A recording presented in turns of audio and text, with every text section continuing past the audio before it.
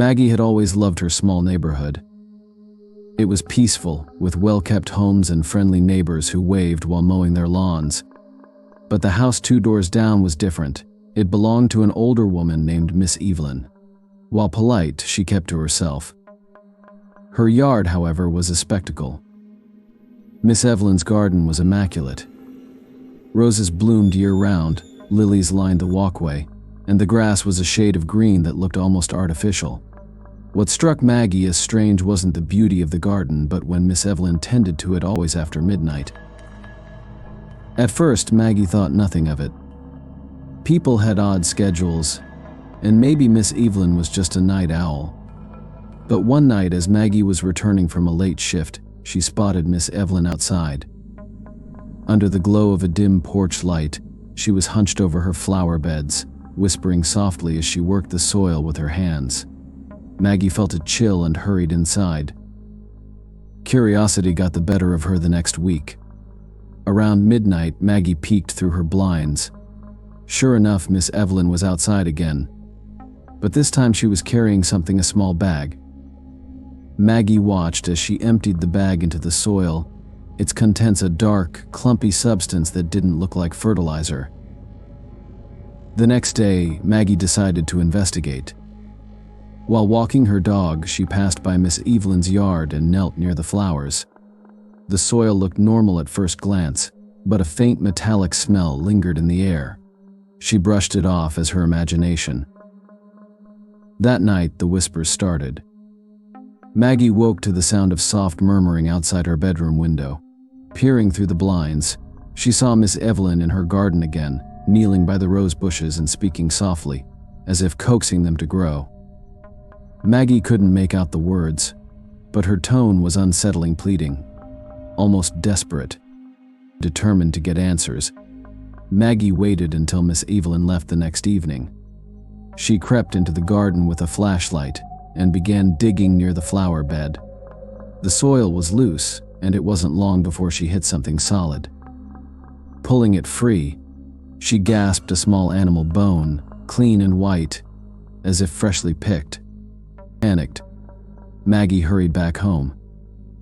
The next day, she filed a report with local animal control, thinking Miss Evelyn was using dead animals to fertilize her garden. But when the authorities investigated, they found something much worse. Buried beneath the rose bushes were human remains, bones, hair, and fragments of clothing. The police arrested Miss Evelyn, but the story didn't end there. Neighbors whispered about the trial, where Miss Evelyn claimed she wasn't to blame. She insisted the garden demanded sacrifices, and that if she didn't comply, something terrible would happen. After her arrest, the garden withered. The once vibrant flowers turned brown and brittle, and the air around the house grew thick and sour. Maggie eventually moved away, unable to shake the feeling that the whispers from Miss Evelyn's garden were still calling out to her.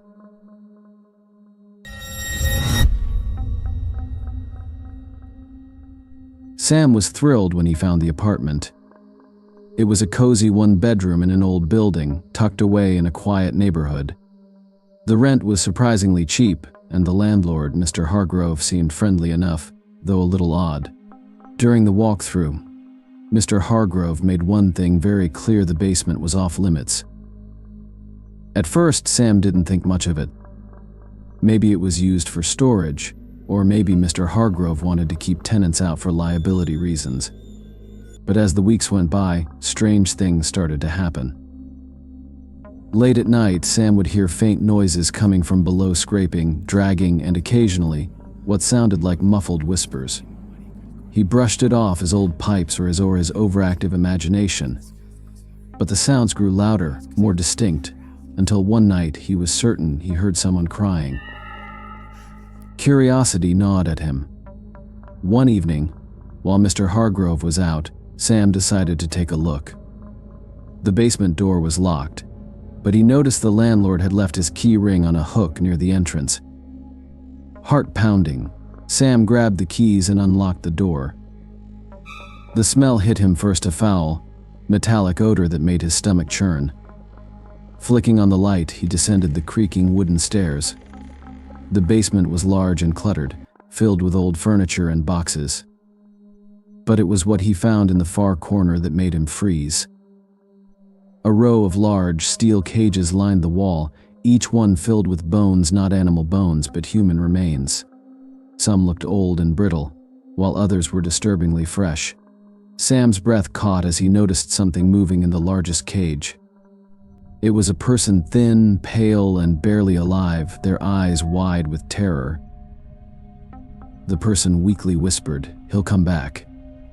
You need to leave." Panicked, Sam turned to run but bumped into a table, knocking over a stack of photographs. He glanced at them and felt his blood turn cold. Each photo showed different tenants, posed and smiling just like the picture Mr. Hargrove had taken of him on move-in day. Suddenly, the basement door slammed shut. Footsteps echoed from above, slow and deliberate. Sam scrambled for the stairs, but before he could reach the top, Mr. Hargrove appeared, holding a large wrench. "I told you not to come down here," he said, his voice calm but menacing. "You shouldn't have seen this." Sam turned and bolted deeper into the basement, his only thought being to hide. He wedged himself behind a stack of boxes, heart hammering in his chest. He could hear Mr. Hargrove descending the stairs, humming a soft tune as he dragged the wrench across the concrete floor. Sam knew he had to get out. Spotting a small basement window near the ceiling, he made his move, pushing the boxes aside and climbing up. Just as he pulled himself through, he felt Mr. Hargrove's hand grab his ankle, but he managed to kick free and tumble onto the lawn.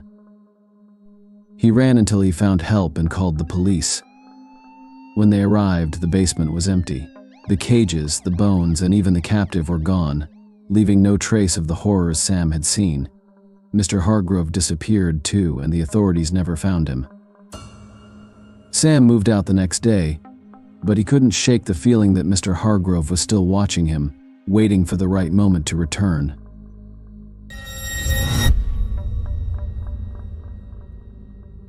Evan had always tried to keep things friendly with his neighbors. In his quiet suburban cul-de-sac, everyone knew each other, and lending tools or helping out was just part of the routine. So when his new neighbor, Greg, knocked on his door one Saturday afternoon asking to borrow a wrench, Evan didn't think twice. Greg had moved in a month earlier. He was quiet and kept to himself, but he seemed polite enough. Evan handed him the wrench, making a mental note to check back later to get it. Days passed, but Greg didn't return the tool. Evan decided to stop by to ask for it back. When Greg answered the door, he looked flustered, his shirt slightly wrinkled and his hands faintly trembling. "Oh, the wrench," he said, forcing a smile. "I'll bring it by tomorrow." Something about his demeanor felt off, but Evan didn't want to press. He nodded and left, hoping Greg would follow through. The next evening, the wrench was left on Evan's porch, but when he picked it up, he froze. The metal was smeared with what looked like dried blood and something else hair. His stomach turned. Thinking it might be a prank or a strange accident, Evan decided to confront Greg directly. When he knocked, there was no answer. The house was dark, but Evan could hear faint noises inside, like shuffling footsteps. He called Greg's name, but no one came to the door. As he turned to leave, he noticed something strange in the driveway, a tarp tucked under the edge of Greg's garage door. A dark, reddish stain was seeping through. Evan's heart raced. He knew he should walk away, call the police, or at least talk to another neighbor. But curiosity got the better of him. He walked around the side of the house, looking for a way in. The back door was slightly ajar. Inside, the house was eerily silent. The air smelled metallic, almost like rust. Evan crept through the kitchen, calling Greg's name softly. When he reached the living room, he stopped cold. The carpet was rolled back, exposing the floorboards, which had been pulled up in several places. In the center of the room sat a large, open chest filled with tools, wrenches, hammers, saws, but all of them were stained, just like the one Evan had lent him. Next to the chest was a small notebook. Evan picked it up, flipping through its pages. Each one listed dates, descriptions of tools, and something chilling a name beside each entry. He found his own name near the bottom, next to the wrench. His hands shook as he realized that many of the names were crossed out.